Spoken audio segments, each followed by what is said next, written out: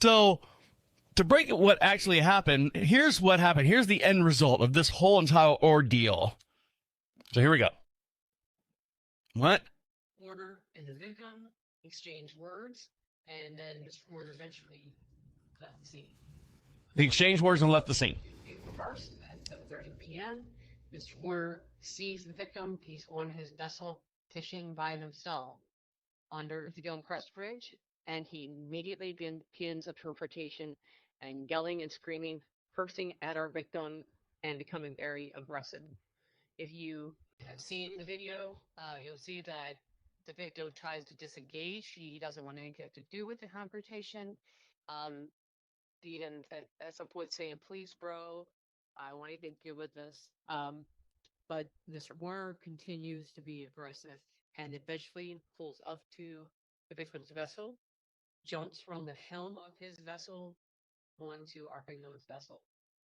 Uninvited. I'm sure. He continues to be extremely aggressive, yelling at the victim to apologize.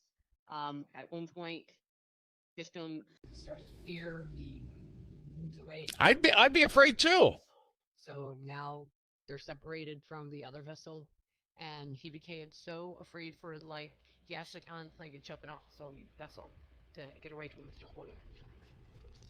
Once Mr. Warner's tirade was over, he demands that the victim take him back to his own vessel.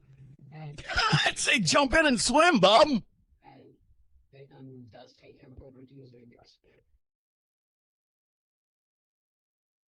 So, for the investigation to be that reviewed, Huxer Russell here has reviewed all the videos. There's been had a lot of interviews with victims, the victim and her witnesses, and finally determined there's certainly enough evidence to charge Mr. Warner with first degree felony of